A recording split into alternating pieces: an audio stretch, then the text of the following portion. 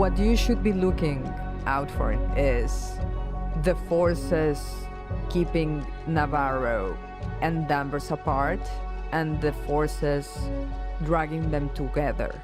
Because episode 2 is about the clash between those two. Liz Danvers is awful. I think the most challenging part was navigating her mean-spirited, curmudgeonly quality, her awfulness, as we call it, but seeing the real reasons underneath. Navarro's very smart, very calculated. She likes to be alone. I like to call her a badass with a big heart. She is such an onion that you can't peel layers back, so I wanted to know who this character was. Uvanga Kanik. I'm Alice Kaniklen, an Inupiaq writer, podcaster, and activist from Utqiagvik, Alaska, and this is the True Detective Night Country podcast. Every series needs to have the right people in the right role to make the narratives come to life. This is especially true for this season's detectives Liz Danvers and Evangeline Navarro. As a reminder, if you haven't watched part 2 of this series, I recommend doing so before listening to this podcast, as we will be discussing some spoilers. In this episode, we'll hear from showrunner Issa Lopez, our True Detectives Jodie Foster and Kali Reis, and real-life Alaska State Trooper Ann Sears, who was a source of inspiration for this series. As we dive back into the world of Ennis, the missing Tsalal Station employees have been discovered, and Detective Danvers is working to untangle the many mysteries about the case, including why the men's clothing is found folded near where their bodies were discovered. Is it burnt cornea? Let me see. Yeah, like ice burns. Why are they naked? It doesn't make any sense. As the bodies of the Tsalal Station men are brought to an ice rink to thaw, authorities begin to piece together some of the clues. All of the men have blood trickling from their ear. They're all positioned as if they were running from something. One of the men has a strange mark on his head, the same mark that was tattooed on Annie Kotok's back. As the storylines unfold, Detective Danvers and Navarro are now faced with the dilemma as to how these cases will be investigated. The two detectives clearly have a lot of history together, which is what we are just beginning to unravel. But the questions remain. Who exactly are Danvers and Navarro? What complexities does each character hold? And how have the Arctic and Alaska natives of Ennis shaped and molded the people they have become? I think that the first season was a masterclass in male psychology and male behavior.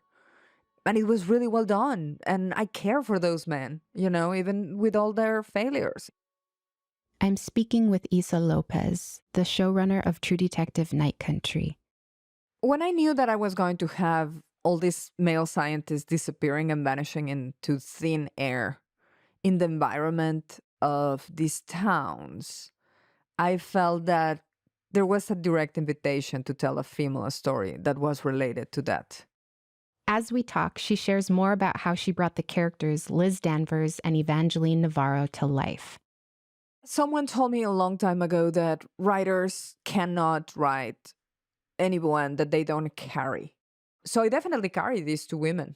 I am profoundly skeptic and cynical and an asshole. And the more that I turned Danvers into an asshole, the more that my friends around me were saying, she sounds a lot like you, which is terrible because she is a horrible human being. Hey, no photos. Delete that right now. Sorry. Come on, Liz. They're just blowing off steam. Shut up, Hank. All right. Everyone. But I am definitely Navarro. And this is why I kept that little Latina flavor in her and her name and the Dominican father. I do not believe in anything I cannot see, but I also can't believe that we see everything that there is. So I'm both women, and both women are constantly arguing and fighting each other and kind of really, really liking each other, but driving each other insane. And this is what you get in the series. At this point in the season, we don't yet know the exact reason why Danvers and Navarro have a contentious relationship. But Issa provides a hint to the answer. What you should be looking out for is the forces keeping Navarro and Danvers apart and the forces dragging them together. Because episode 2 is about the clash between those two. Writing and casting the characters in a series like True Detective Night Country takes a lot of thought. Issa recalled that process. So I allowed the characters to speak to me. Upon rewatching True Detective, the biggest influence that I could see was David Fincher's Seven, which is a movie I loved. So I went back and I watched Seven. And then that got me thinking of The Silence of the Lambs, because there is no Seven without The Silence of the Lambs. I am writing this under the influence of the first True Detective, and that was made under the influence of Seven, and Seven was made under the influence of The Silence of the Lambs. So I thought, why not close the circle and go back to the origin and bring Clarice? So Jodie was my very first choice. I couldn't believe that she was going to say yes. She's very picky. But what the hell? Why not to try? And she said yes. And oh God, what a fortunate decision, because she is definitely the best actor of her generation. She's incredible. And the things she can do are incredible. And even knowing what her range is, I was not ready for what she brought to the series. And on the other hand, Navarro was such an opportunity because she's a badass, but has an enormous heart and she truly cares. But the more I understood about Alaska and the task ahead and what my detectives have to achieve, the more I understood that Navarro needed to be Native and Alaskan, and that I was going to be doing a disservice to the story and to what I was going to try to say if I was imposing my nature on the environment and the town and the story. And I found Kali, who embodies the very awkward belonging but not belonging of Navarro. The I am from here, but I don't feel at home anywhere else that Navarro needed. So it was such an interesting duo to have. And the chemistry is incredible. I just love what they do together. The depth that Jodie Foster and Kali Reis bring to the screen makes the series so compelling. As Issa hinted, having Jodie step into the world of Ennis didn't seem like it would ever happen, but it did. I actually had a chance to speak with Jodie and learned what led her to take on the role. There was an extraordinary script. It found its way to my desk, and of course, I was a huge fan of True Detective, especially season 1. The second I started reading it, I couldn't put it down, and then I thought, oh, who's this director going to be? And I got to meet up with Issa Lopez. And we hit it off, had this long conversation, couldn't stop talking to each other, and then that sort of started the collaboration. Once you have a really great text, I feel like everybody gets inspired and you get the best work out of everybody. I love this show. I think it's extraordinary work, and I'm just so grateful that I got to be a part of it. I feel very lucky. I feel like I just kind of like happened into this magnificent experience. Issa Lopez, extraordinary director. I think probably my favorite director I've ever worked with.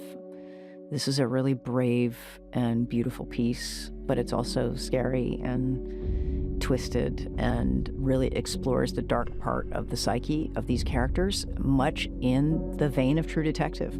I love it that she threw it on its ear, and instead of it being the steamy Louisiana bayou with 2 men, it's the freezing cold dark night with 2 women. And there's something wonderful and kind of fitting that those are the bookends of True Detective up until now. Along with feeling that this season offered something new, Jodie provided insight into what specifically drew her to the character of Liz Danvers. You know, the character wasn't quite there for me on the page when I first read the script. I was really more interested in the script itself and in the ideas behind it, the depth of the thoughts and philosophies. I loved that we were going back to the eeriness and almost an unexplained spirituality to it. I loved that the Native voices were centered and that it really was their story. I guess I tend to veer towards strong women. I find them more interesting. And I do pick people that are on a solitary path. that have a difficulty connecting and that have sort of inner turmoil. I don't know why I keep moving for that one, but I feel like that also works really well with the True Detective franchise.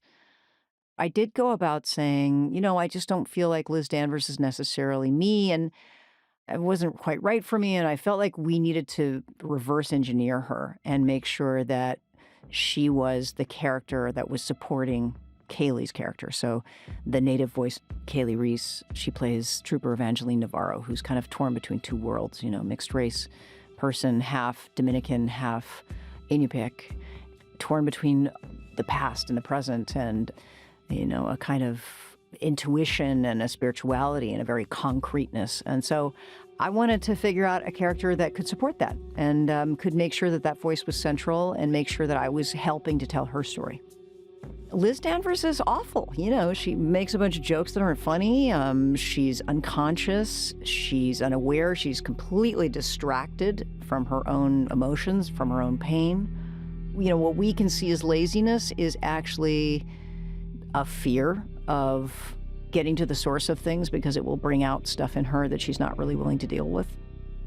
I think the most challenging part was navigating her kind of sassiness, her, mean-spirited, curmudgeonly quality, her awfulness, as we call it, but seeing the real reasons underneath, allowing the audience to experience both things, to be annoyed by her and to hate her because she's not nice, but also see why that happens. Jodie has had a lifetime of experience behind the camera, but I was curious what it was like for her to work with a newcomer like Kali Reis. When I ask, Jodie's face lights up. I love Kali Reis. She is a badass in the series. I can't think of anybody else who could have played this role. She really expanded her, enriched her. It's interesting because she's somebody who can be kind of quiet and serene and has a very sensitive, vulnerable, intuitive side to her. And yet, I wouldn't want to walk down a dark alley and try to jump her because she'd take you out. She's tough. And the shoot was not easy. It's just amazing how she was able to never complain. She can do anything, right? She's just good at anything that she does. And she's a great student, very disciplined. And she's open. I think that's her best quality, is that she's open to learning. So I really love her and admire her. And she was just a great partner. Winnie Kisuk, Watasuis Mikunanog, Nutamasi Kankewapanaak, Nutamas Nipmuk, Nutamas Cherokee, Nutamas Cape Verde Islands, Nataya Providence, Rhode Island. Hello, greetings. My given name is Many Feathers, Many Talents, also known as Kali Reis. I am a member of the Sikanke-Wampanoag tribe with lineage to the Cherokee and Nipmuc tribes, as well as rich lineage from the Cape Verde Islands. And I'm originally from Providence, Rhode Island, now residing in Philadelphia. When talking with Kali, you can feel the energy she radiates. She may be newer to acting, but she hasn't allowed that to be a hindrance. I'm a little bit of a newcomer in this industry, but I am a 6-time world champion boxer in 2 weight divisions. What really drew me to this story and drew me to this character was just the way that Issa Lopez, she was so articulate in the way she created this story and had these 2 very prominent characters. Navarro's such an onion that you can't peel layers back, so I wanted to know who this character was. When she made the conscious decision to make her part Inupiaq and also having a place like Alaska that we don't get to see in such a remote place, which is so heavily populated with the Indigenous community, that was really something that was really intriguing. As an Indigenous woman who has to carry confidence and drive, she sees a lot of herself in the character of Navarro. Evangeline Navarro is somebody I can kind of relate to a lot. Her father being Dominican, hence the name Navarro, and her mother being from Alaska and being a Inupiaq. So she's a fierce, I like to call her a badass with a big heart. She's very intuitive. She's very connected to the spiritual side of herself, but she doesn't even understand why. She is definitely someone who is a physically powerful person. She's a huge protector. She's someone who definitely fights for justice and what's right. Being a law enforcement, especially a woman in a law enforcement and military, I knew that this woman was going to be someone who was very physically sound and aware of her, the presence she has to carry, especially being in Alaska, somewhere that's so remote. I just kind of put in my mind that she had extensive combat training. She is resilient. She is not going to take no for an answer. She was very goal-oriented, and boxing's very goal-oriented. She has to stay present in order to react to things that are right in front of her. She has a little bit of a hair trigger, but she is very smart, very calculated. She'd rather work alone, but she works good with that one other person who is Liz Danvers. The relationship between Danvers and Navarro is complicated, to say the least. I was curious what it was like for Kali working with Jodie Foster and if it helped her own role of Navarro. It's just mind blown. I mean, I've grown up watching her movies, and there's actually a lot of movies that are like in my top list that are hers. So to be able to tell this amazing story, but then to be partnered up with such a legend, and then to meet her, and she's such a kind, intelligent, curious, funny, and just very open to collaboration. It was uncharted territory for me, but it was such a pleasure. I mean, she made me feel really comfortable and had that supportive energy to be able to sit there and, what are you bringing to the table, and how you see Danvers as well? How do you see Navarro? And like, we all just were really collaborative. As Issa alluded to earlier, there are forces pushing Danvers and Navarro together and pulling them apart. One of those forces is Annie K. As Annie's cold case surges to the forefront, Navarro becomes determined to solve it and link it to the Tsalal Station case. Maybe leave this one for someone else, Missy. It's tied to Annie's case, Rose. Oh. Then you're screwed. I asked Kali why she believes Navarro is compelled to solve Annie K's case. She knows things, and she doesn't even know why she knows things, because she's very intuitive. So she knows that there's something bigger than what everybody thinks happened. Like, oh, she just got lost. She knows that that's not the case. She doesn't know how, but she knows it's eating at her. It reminds her of the unsolved case of her mother. Her mother got killed. She doesn't know what happened to her mother, and that's something that's embedded in her, that is stuck with her. And that's the very reason why she tries to protect Julia, her younger sister, so much. But Navarro is someone who's trying to figure out what she doesn't know. If you didn't have anything, she wouldn't want you, so you have it all. Yeah, I mean, I know everything about Annie, every single detail. Mm-hmm. Somehow, I had no idea about the Clark thing. I mean, they kept it a secret. Why? It's not the right question. What? That's what Danvers would say. In this episode, Rose reveals to Navarro more detail about the spiral symbol. I've seen that before. Years ago. What is it? It's old, Missy. Older than Ennis. It's older than the ice, probably. Navarro has seen the symbol before, tattooed on Annie K's back. It's a strong connection that these two cases are linked, and it's also a callback to a previous True Detectives season. The spiral, what it stands as a symbol of Carcosa, which is the liminal space, the beyond, in a way, the higher plane.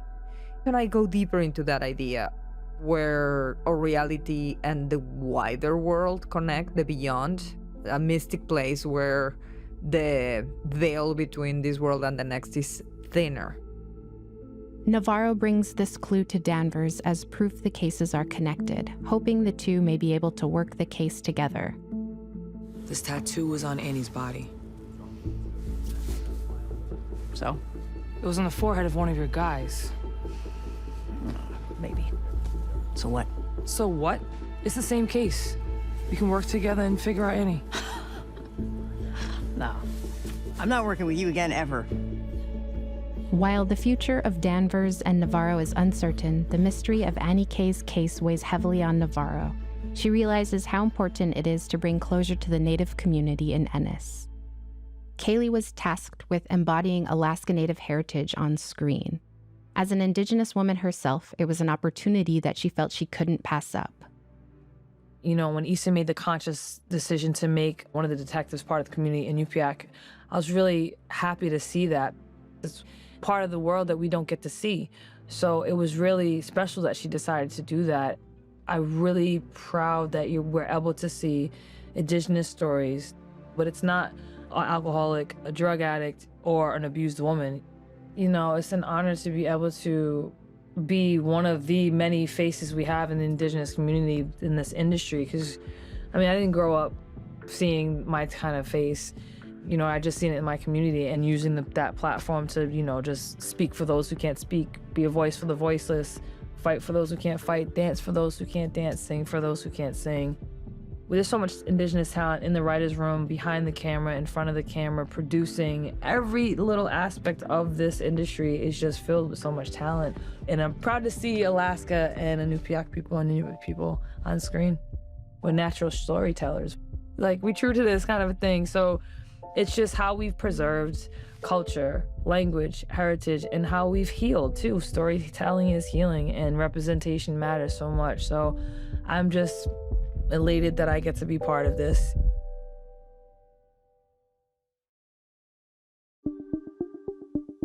While Danvers and Navarro were characters spun in the mind of Issa Lopez, they were not created in a vacuum.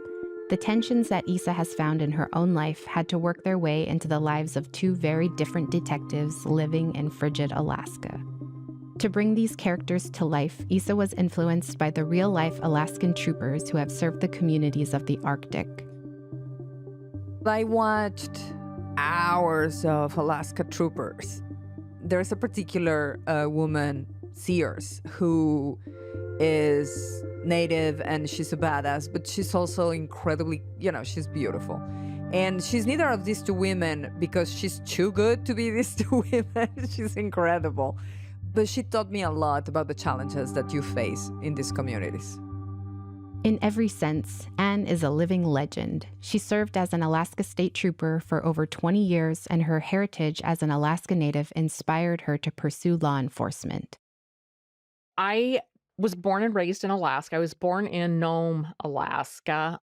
I wasn't one of those kids that grew up saying I was going to be a police officer or a firefighter or anything like that. I was about 21. It just came to me that I wanted to do something for my people. So I started out as a Juneau police officer. I did that for about a year and a half and then went to the state troopers. And it just all began with a very nebulous idea that I wanted to do something to help my people. As we talk, Anne reflects on the unbelievable experiences she had over her career. It's been rewarding, but it's also had its fair share of challenges. It's not an easy task to police in rural Alaska. I mean, you have to be prepared to go out in the middle of the night. You've got to be prepared to jump in a plane.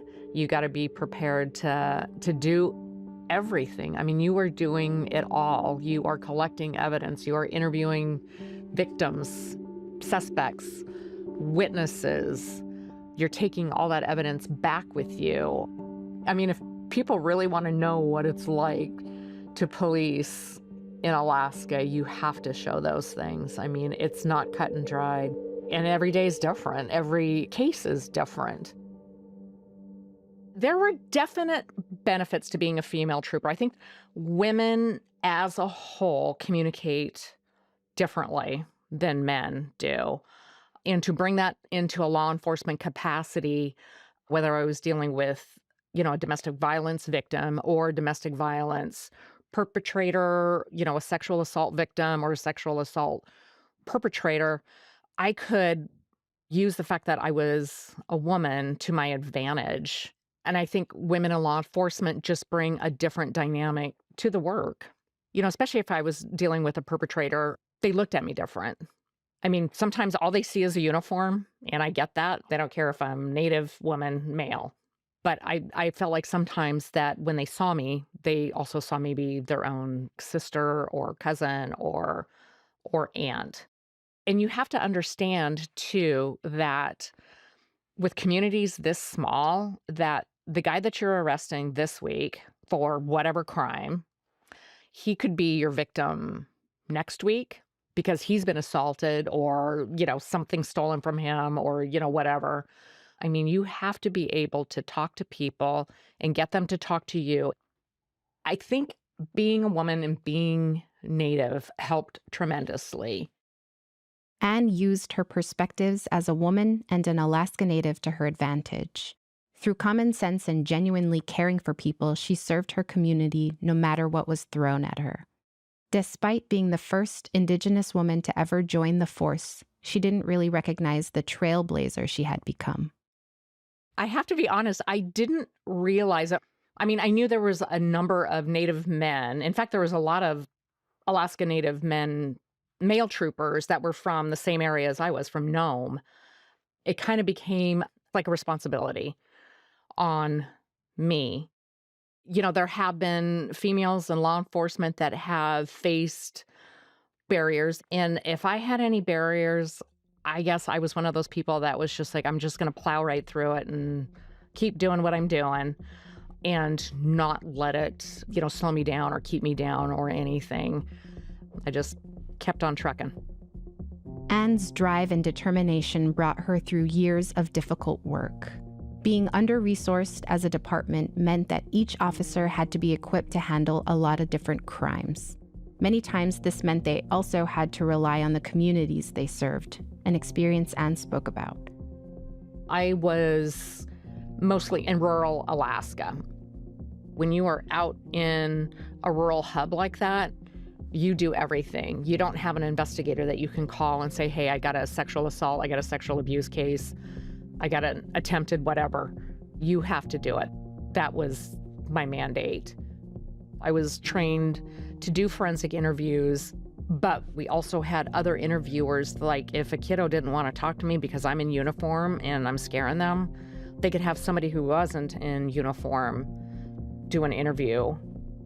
When I would go to the village, city council, tribal council, folks with the clinics, if I hadn't had their help finding somebody, tracking down a victim, tracking down a suspect, or just telling me what had happened, I mean, there's a lot of cases that I would not have been able to do without those folks helping. So, I mean, I would be remiss if I didn't mention all the folks in the village that have helped me do my job.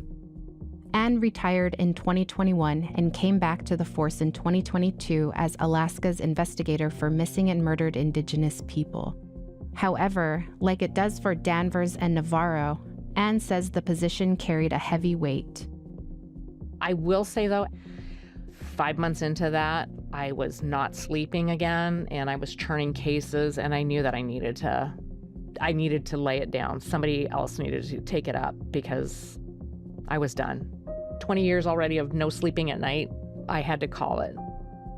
Despite all of the challenges, Anne has always focused her efforts in areas she knew she could have a positive impact. She always prioritized serving her community through advocacy and traveling to remote communities to raise awareness and provide resources. When I went out to Kotzebue for my last 4 years, I actually hooked up with these great women, and the four of us went to all the villages around Kotzebue, and we did presentations on safe relationships, healthy relationships, what domestic violence is. I just felt like we were doing something really positive. I've always felt like knowledge is power, for the kids. Give them information. I mean, it was a great job. I wouldn't have traded it for the world. Growing up in northern Alaska, I've observed that law enforcement is often under-resourced. This is a reality that the Night Country team brought to the screen. There was no morgue to thaw the bodies of the scientists. Danvers doesn't have a team of forensic specialists helping with the case. It's up to her and Navarro to figure out how to solve this crime with no outside support. This is something I've seen in my own community. Many times there's only one trooper assigned to an entire village or region bigger than most U.S. states. It's not uncommon for these rural areas to be completely off the road system, making it more challenging to get a timely response when crimes are committed. Cooperation, pamarirnir, is an Inupiaq value and one that we hold dear because our people know that we have to band together in the Arctic. We rely on our neighbors and loved ones more than anyone else. I call it the Auntie Network because our aunties are often the eyes and ears of the community. In some ways, they are our community's detectives because nothing really ever gets past our aunties. They are arbiters of knowledge on personal and collective experience, past and current relationships, living history, and sometimes secrets. While Danvers and Navarro pursue this case without leaning on Ennis's Auntie Network, as part 2 of the series closes, they do make a break in the case. They discover a final clue that concretely ties the Tsalal and Annie K's cases together. Here's the DNA results. That was Annie's tongue at Tsalal. Tissue has some unusual cellular damage, possibly from freezing. Despite Danvers and Navarro finally agreeing to team up, there's still a question of what happened between them all those years ago. What created this bad blood? Well, it looks like your case is my case. What are you doing here? Well, you know Annie better than I can get from the files. And now it matters because it's a bunch of white men? You want in, or you just want to go fuck yourself? We'll soon start to understand that history and more next time on the official True Detective Night Country podcast. Navarro hasn't been able to completely understand what's going on, but she feels for Annie, and she's angry at the system sustained by the mine and all that universe that destroyed her. So she's highly suspicious of the mine because of the impact of what they do and because of methods that she suspects they have to silence whomever stands up to them.